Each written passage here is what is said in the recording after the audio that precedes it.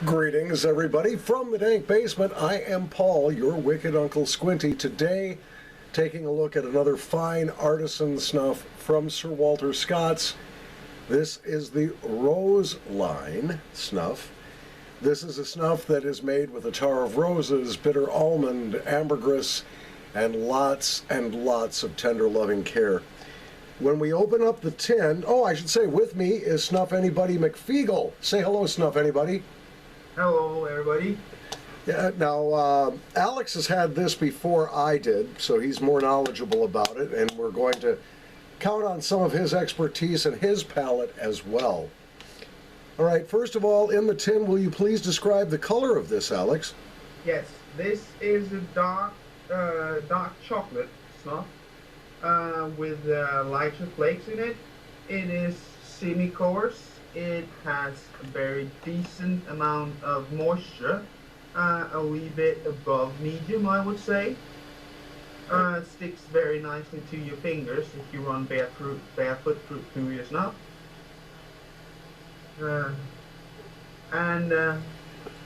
It's so lovely. All right, I'm going to knock it all over my leg. Ah, that's nice. I'm going to warm a pinch here between my fingers.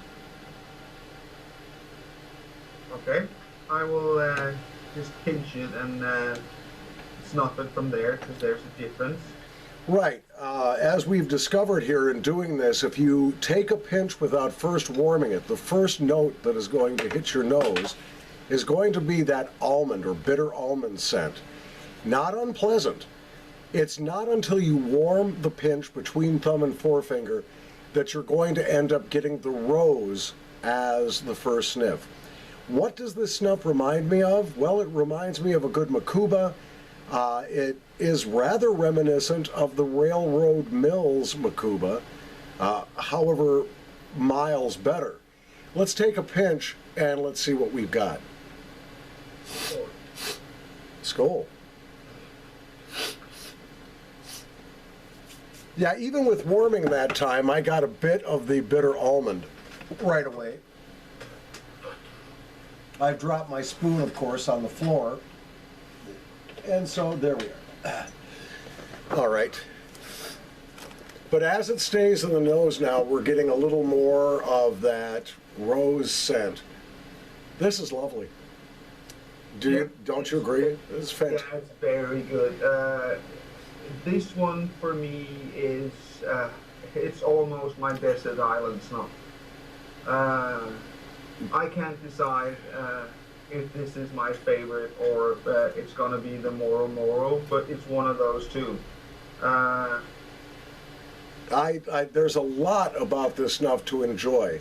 Now, does this snuff have a downside? Yeah, it does, actually. The coarseness of the grind makes it a little bit trickier to pinch. Also, watch out for the vitamin N on this one. Just a couple of pinches and I'm already feeling the nicotine. You get that pulse right up here in the nose. But it's fabulous, and it keeps revealing itself the longer it's in the nose. Do you agree?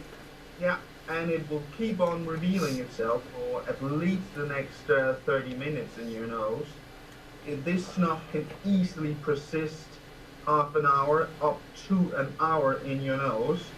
If you take this snuff out into cold weather, the rose of this snuff will dominate, but it also becomes more sweet. But it's primarily rose if you take it outside. Well, I have to tell you, speaking of that rose, this is not an artificial rose. This is not a perfume rose or an Indian rose. This is not a candy rose. The rose in this snuff is absolutely freshly bloomed pink red roses. It is the most natural rose scent without being cloying, without being overly sweet, that I've ever had in my life. I think Johnny Scott has an absolute winner with this one. On the Squinty scale, well, let's talk about the nicotine. On the scale of 1 to 10, where 1 is no nicotine and 10 would be a dangerous level of nicotine, this rate's a solid 8, in my opinion. It provides a lot of nicotine.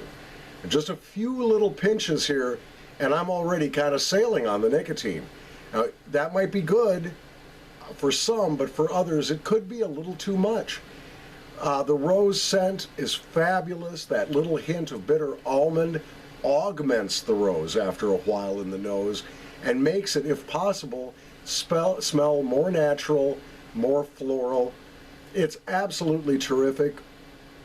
The back drip on this is extremely pleasant. I'm just getting a little back drip now and a little bit of forward drip, but the back drip on this is lovely. Yep. It's not disagreeable at all. It's truly a wonderful snuff. So, I keep rating these snuffs so highly, but I'm going to do it again. On the Squinty scale, this is a 5 out of 5 all day long, every day. Now, is this an all-day, everyday snuff? For me, no, because I tend to prefer the more plain tobacco snuffs. And as Alex just pointed out, this is going to persist in your nose anywhere from 20 minutes to 45 minutes easily. This is a scent that's going to stick around in your nose, and while it's a pleasant scent, it might not be one you want every day. But that being said, this is a 5 out of 5 with a nicotine level of 8 on a scale of 1 to 10. A beautifully crafted snuff, Sir Walter Scot's Rosleine. From the dank basement, I am your Wicked Uncle Squinty, Paul Shelbetter, and I'd like to thank once again Mr. Snuffanybody McFeegle in Denmark, who strongly urged me to get this snuff to try and review for you today. Thanks for watching, and thank you, Alex. Do you have anything you want to add before I close? Yeah, thank you, and thanks for letting me join in on your review. Oh, no problem. Always glad to have another pair of nostrils with me.